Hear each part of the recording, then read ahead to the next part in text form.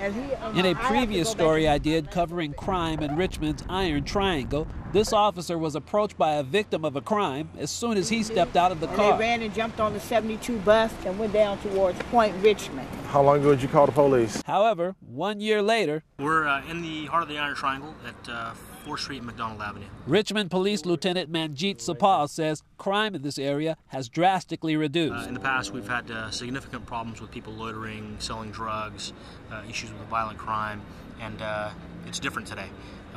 We can walk down the street and you don't see the same level of activity that you've seen in the years past. April Abrams has lived in Richmond all of her life, and she says she definitely notices more police presence is making a difference. I've noticed that the crime has went down. There's a lot of police officers out now, more than it was before. They are doing a lot of patrolling, so it is much nicer. Nicer because it's safer. Last year, the Iron Triangle was the scene of multiple homicides. In terms of homicides, last year the city experienced 47 homicides. 40% of those were in the Central District, in the Iron Triangle here. And so far, year to date, this year, we've had 2.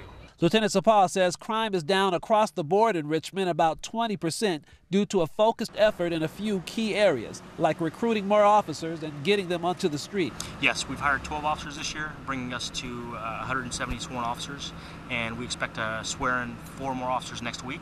That'll bring us to 174. Also helping, the lieutenant says, are Richmond's 28 new surveillance cameras placed throughout the city. One camera recently spotted a crime in progress. Working that area, and they apprehended the individual who was in the process of selling narcotics. Lieutenant Sappal says perhaps the most important factor in the recent crime reduction is what he says is a new partnership between police and the folks who live here. Making them our partners, and it's paying off. We're having people calling on a daily basis, reporting crimes, quality of life issues. Reporting from Richmond, this is LT.ManjitSappal, Crime 4 News.